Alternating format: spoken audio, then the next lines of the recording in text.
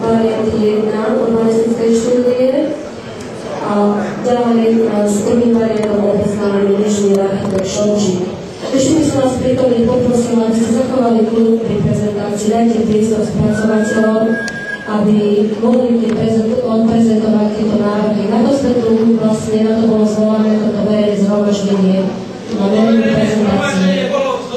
Bolo vyvolané najmä preto, aby sa občania mohli k tomu vyjadriť. Najmä, aby sa občania mohli k tomu vyjadriť. Jedinú zeleň, ktorá je v meste, chcete zastávať... Budete mať priestor k diskusii. Zatiaľ by som vás prosila, aby ste zachovali kľud.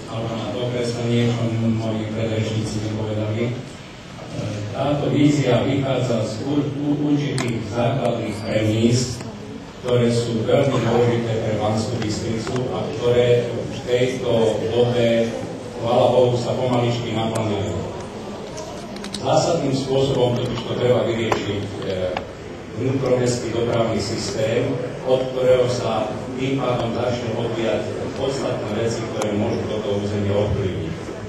To znamená, držme palce všetkým tým, ktorí robia okolo toho, aby na jar sa začal budovať severný obchvat mesta, ktorý sa pripravuje už 20 rokov a možno koncepčne 40. Že sa podarí cez možno zahraničné fondy vyriešiť viacúčelový tunel Pochod Urbín, ktorý zase vyrieši nielen dopravu, ale vyrieši problém veľkých vôd a tým pádom bude môcť premietnúť do centra mesta zásadné myšlienky z územného plánu centrálnej mestskej zóny, to znamená rieku Hron bude môcť priblížiť viac. Zatiaľ budem označovať, zatiaľ hovorím všeobecne. Tým pádom bude môcť byť rieka Hron povýšená na kultúrnu rieku v centre mesta, čo je veľmi podstatné. Naše riešenie teda vychádza samozrejme z požiadaviek, ktoré súvisia s ambíciami mesta, ktoré má záujem byť nielen metropolitné centrum, ale má záujem byť tak dlho proklamované turistické centrum, čo samozrejme si vyžaduje do mesta vniesť ďalšie aktivity, tak, aby mohlo saturovať tie potreby, ktoré si vyžaduje takéto mesto. Zadanie samozrejme vychádza z určitých potrieb a aktivít investorov, ktorí majú nápady, ktoré majú zdroje finančné a ktoré treba samozrejme citlivo v území riešiť tak, aby sme zachovali génius loci danej lokality, aby sme ju dokázali rozvinúť a povýšiť. Jedným z tých našich základných postulatov, alebo teda bodov, ktoré sme si predsadzali, že skúsime do územia vniesť takú urbanistickú štruktúru, ktorá neponíši, ale povýši daný priestor, ktorá zvýši kvalitu v tom priestore a teda to, čo tam vnesieme, nebude na závadu, ale na prospech. Priestor, o ktorom hovorím, to je už moji predrečníci označili, teda Štefánikovo nábrežie, Najvyšské slobody, pamätník SNP, má niekoľko vlastností, ktoré sme si predsázali, že musíme premietnúť do našej štúdie a musíme ich vedieť zasobovať. To znamená momentálny park pred pamätníkom SNP, ktorého architektúra je nadčasová, európska až svetová, musíme rešpektovať a aktivitami, ktorým tam prídeme, musíme existujúcu zeleň a priestor povýšiť, nie exploatovať. To bola jedna zásadná myšlienka. Druhá zásadná myšlienka pre námestie Slobody bola zase premietnutá v tom, aby sme do tohto priestoru zase späť premietli už určité pred nami vyslovené zásady našich predchodcov, ktorí riešili tú banku, ktorí riešili lux domotvorov, alebo teda kultúrny dom dnešný, ktorý zase považujeme za architektúru takisto európskeho rangu, ktorú treba povýšiť, ale samozrejme priestor, ktorý tam dodnes bol alebo je, nezodpovedá skutočné mestskej štruktúre a skutočnému centru mesta. Preto vnímame aj, povedal by som, slobodne, bežne idem do mesta a idem na sídlisko. Čiže na to, aby sme išli do mesta aj v tejto časti, treba vniesť také štruktúry, také architektonické počiny, aby sme skutočne vedeli definovať priestory, tak ako ich definuje klasické mesto. To znamená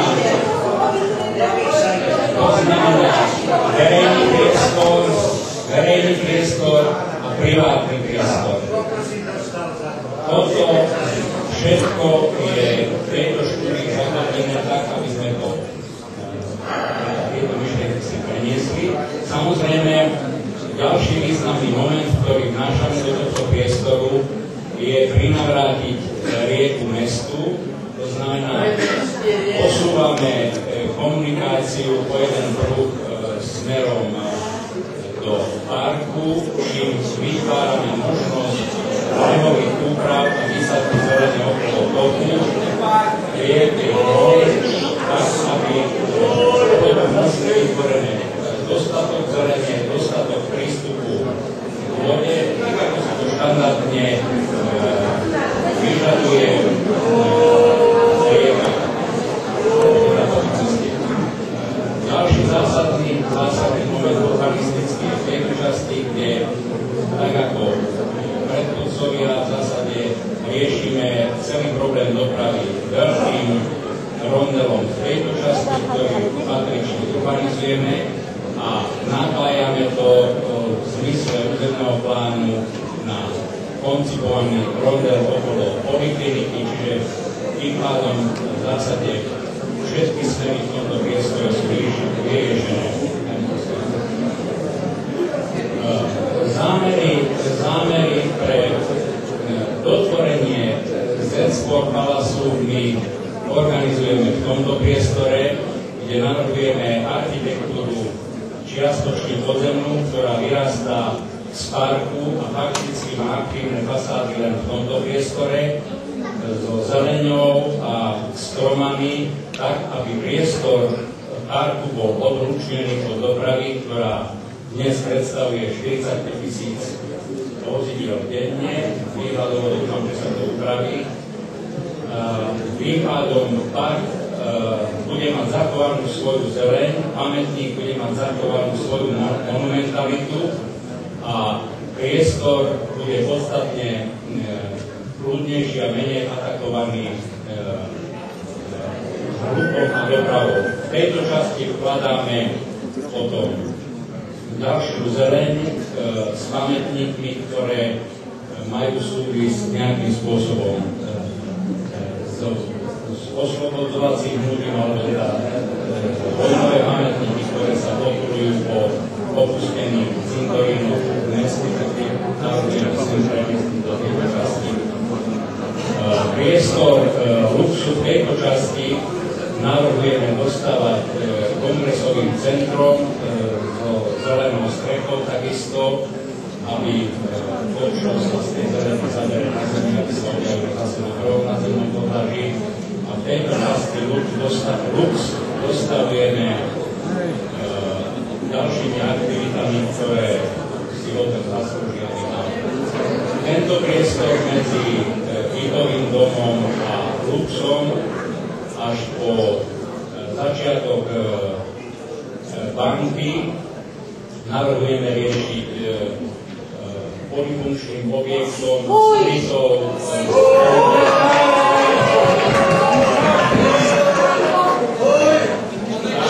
aby jeho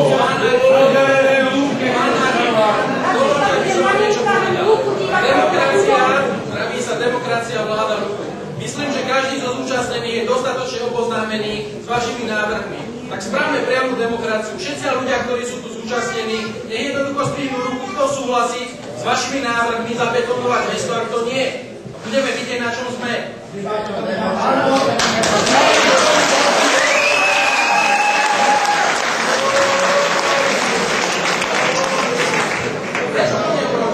Ja by som mohol reagovať na vaše inventívy. Nie sú inventívy. Ja som povedal, že ten, kto súhlasí, a nech zdvihne ten, kto nesúhlasí. Vaše poznanie je veľmi nízke, takže nemáte pravdu. Vaše je veľmi nízke.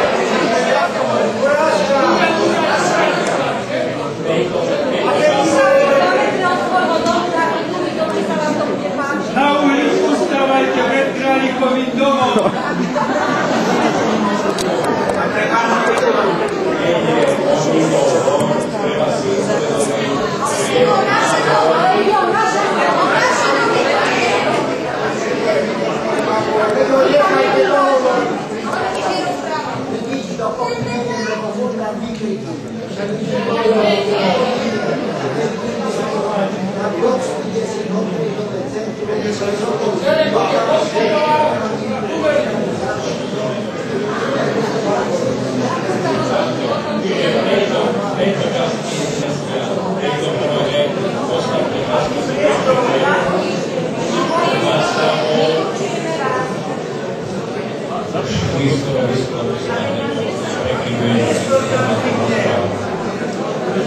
Čiže v tejto časti definujeme skutočné námestie slobody, vymedzené architektúrami, tak ako si to námestie zaslúži, s funkciami, ktoré sú životné, ktoré budú do centru naplňať tak, ako si zaslúži nielen z jednej strany, tak ako je to v dnešnej podobe. Dostavy, ktoré sa tu riešia v týchto častiach, samozrejme majú za účel nielen riešiť samotný priestor urbanistický, ale myslím, veľa riešia priestory hluku, ktorý v tejto časti je enormný, zásahov a hromadnej dopravy, ktorý v tejto časti. Máme na to spracované hlukové štúdie, ktoré reflektujú teda hodnosť týchto zámerov. V tejto časti na triede SMP sú len náznaky, pretože my ďalej neriešili ako naši kolegovia túto časť. Doporučujeme, keďže je to trieda SMP, má hodnostný názor, aby skutočne získala aj tie parametre mestskej triedy, aby sa dostala do tej podoby architektonickej a funkčnej. V tejto časti sú naznačené šťastie, pretože je to privátny pozemok spoločnosti VAV, sú tu naznačené objekty alebo zámery, ktoré táto spoločnosť má.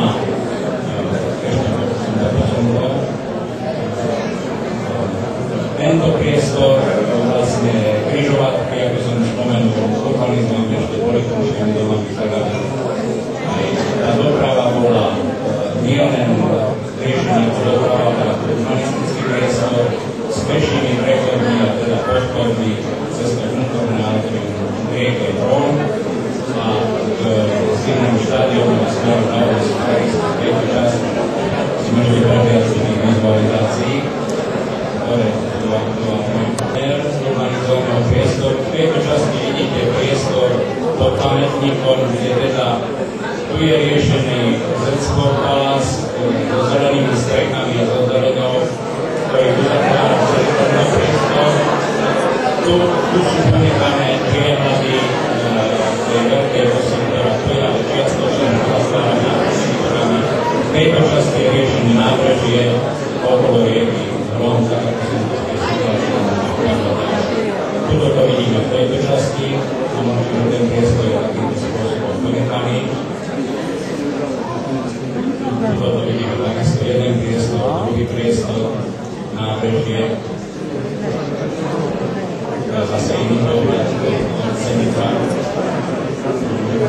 Toto je pohľad, kde toto je Z-Sport Palace zakomponovaný do existujúcej zelenie. Je to počítačovo domodelované so stromami existujúcimi, ktoré zostávajú zachované a takto by to malo vyzerať, alebo mohlo vyzerať. Prosím, a to čo je v tom Z-Sport centrum? Od námestia Z-Sport centrum je Jadvičelová hala, kde okrem malého krziska by malo byť wellness, fitness, reštaurácie,